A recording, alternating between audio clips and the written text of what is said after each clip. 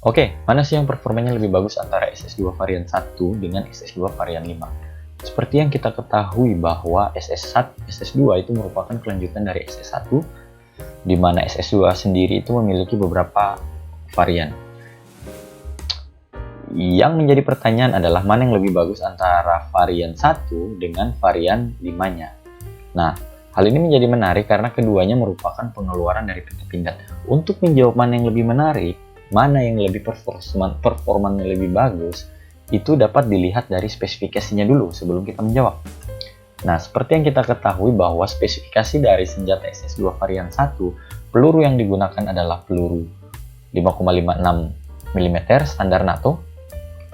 Standar NATO ini adalah standar yang digunakan oleh negara-negara NATO karena pada akhir Perang Dunia Kedua itu kita kenal di dunia itu ada blok timur dan blok barat, di mana blok barat itu dipimpin oleh US dan sekutunya, kita sebut dengan aliansinya kita sebut dengan standar NATO. Sedangkan di blok timur itu yang dipimpin oleh USSR pada saat itu, sekarang sebagiannya sudah menjadi negara Rusia, itu dengan Fakta Warsawa. Jadi keduanya antara NATO dan Fakta Warsawa itu bersaing dalam perlombaan pembuatan senjata, baik itu senjata ringan maupun senjata berat. Nah, pada tahun 1960-an NATO mengeluarkan standar yang digunakan oleh negara-negara aliansi NATO untuk menggunakan kaliber ini 5,56. Jadi sesuai dengan riset pada akhir Perang Dunia Kedua itu menemukan bahwa kaliber ini itu merupakan kaliber yang dipandang lebih efektif ketika di medan sebenarnya. Seperti itu. Nah, untuk mekanisme yang digunakan oleh SS2 varian 1 itu adalah piston gas, sedangkan panjang dari senapan tersebut dari popor belakang hingga laras depan itu sekitar 985 mm atau dapat dikatakan 1 meter. Cukup panjang. Jarak efektifnya, berhubung data ini saya ambil dari internet, dia mengatakan bahwa jarak efektifnya adalah 500 meter. Namun pendapat saya pribadi, jarak efektif dari senapan SS2 varian 1 ini itu hanya sekitar 300 sampai dengan 350 meter. Namun jika ada teman-teman lain yang sering menggunakan senapan ini dan memiliki pandangan lain, boleh komen di komentar di bawah. Untuk beratnya, berat kosong magasin tanpa peluru itu sekitar 3,38 dan bidikan yang digunakannya antara pisir dan pejera itu menggunakan bidikan besi paten. Dalam arti tidak bisa diganggu gugat. Adapun jika teman-teman ingin menambahkan aksesoris seperti teleskop dan lain sebagainya dapat dipasang di sini. Namun untuk standar bawaannya itu hanya bidikan besi paten. Nah, untuk jenisnya ini merupakan senapan serbu. Sama seperti namanya, SS2 itu adalah senapan serbu. Oke, kita lanjut pada spesifikasi SS2 varian 5. Untuk kalibernya itu sama, yang digunakan adalah 5,56 kali 45 mm standar NATO. Ini dia masih sama. Terus mekanisme yang digunakan juga masih sama, piston gas. Nah, hanya yang menarik adalah panjang yang digunakan, panjang dari depan laras ke popor belakang itu hanya 755 mm. Nah, ini dengan panjang popor terbuka. Namun kalau ini dilipat itu ya sekitar 500-an mm. Nah, yang menarik adalah popor yang dimiliki oleh SS2 varian 5 ini dapat diatur sesuai dengan tinggi badan penggunanya. Maksudnya gimana?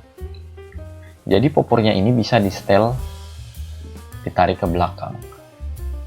Bisa pertama, misalnya diklik ini ada tombol penekannya di sini, bisa ditarik, dimundurkan ke belakang sekali, dimundurkan ke belakang 2 kali.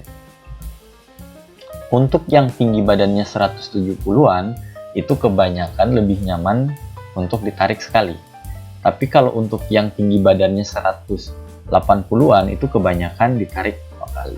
Karena panjang dan pendeknya popor itu berpengaruh terhadap mata kita dalam menyamakan antara pisir, pijira, dan sasaran.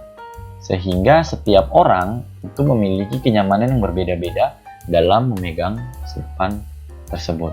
Nah, untuk jarak efektifnya itu sama seperti yang tadi saya copy dari internet, ya mengatakan hanya sejauh 350 meter. Namun pendapat saya pribadi untuk jarak efektif dari senapan ini hanya 200 meter saja. Namun jika ada teman-teman yang memiliki pandangan lain, dapat menulis di kolom komentar. Untuk beratnya, berat kosong itu sekitar 3,35 kg. Itu tentunya tanpa peluru ya. Jadi kalau misalnya magasin terisi, ya dia bisa naik sekitar 0,4 lagi, berarti sekitar 3,7 atau sampai dengan 3,8 kg. Untuk alat bidiknya ini dia berbeda dengan alat bidik yang dimiliki oleh varian 1 ini. Alat bidiknya pada SS2 varian 5 ini dapat dilipat ke bawah, baik yang pisir maupun pijirannya itu dapat dilipat ke bawah. Seperti itu. Nah, untuk penyetelannya dapat diatur vertikal dan horizontalnya. Oke, untuk jenisnya sama juga, jenisnya adalah senapan serbu, sama dengan namanya, senapan serbu. Oke, berdasarkan pengalaman pribadi saya selama 3,5 bulan menggunakan senapan ini, ada beberapa kelebihan yang dimiliki oleh senapan ini. Yang pertama, kita lihat dari ladenya sini ada foregripnya. Tentunya ini sangat berbeda dengan SS2 varian 1 yang tidak ada foregripnya. Jadi di ladenya ini terkadang panas. Ketika kita sudah memuntahkan lebih dari 2 magasin, itu biasanya tangan kita menjadi panas, hangat. Namun pada senapan varian 5 ini, karena ada foregripnya, maka cenderung lebih nyaman digunakan. Dan foregripnya ini juga dapat kita lipat ke samping. Jadi kalau tombol ini kita tekan, kita bisa melipatnya ke samping. Seperti itu. Nah, di samping itu tadi yang sudah dijelaskan sebelumnya bahwa pisir sama pijirannya itu bisa kita lipat. Oh iya, jadi pada ladenya di sini juga terdapat 4 rel. Rel yang di bawah, rel kiri, kanan, sama yang di atas. Tentunya itu bisa digunakan untuk menaruh aksesoris-aksesoris lainnya seperti laser, seperti teleskop, dan lain sebagainya. Adapun keuntungan ketiga yaitu adalah terletak pada popornya yang bisa di setel seperti yang sudah saya jelaskan tadi. Di samping itu bentuknya yang pendek dan ringkas sehingga nyaman untuk dibawa. Namun kekurangannya ya tadi, ketika digunakan untuk latihan itu akurasinya tidak sebaik akurasi yang dimiliki oleh Gen 1 karena larasnya lebih panjang dan suaranya juga lebih keras. Suaranya lebih keras ya, efek dari larasnya yang pendek seperti itu. Sehingga kalau ditanya secara keseluruhan mana yang lebih bagus antara varian pertama dengan varian 5, menurut pendapat pribadi saya itu tergantung pada kegunaannya dan fungsinya.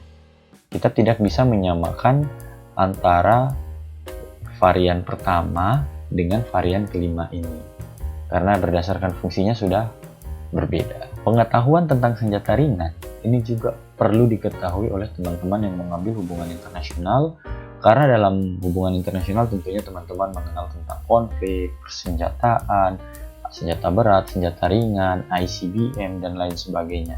Sehingga hal-hal yang detail seperti ini itu perlu diketahui oleh teman-teman di hubungan internasional. Mungkin begitu saja dari saya. Sekian, sampai ketemu di video-video berikutnya.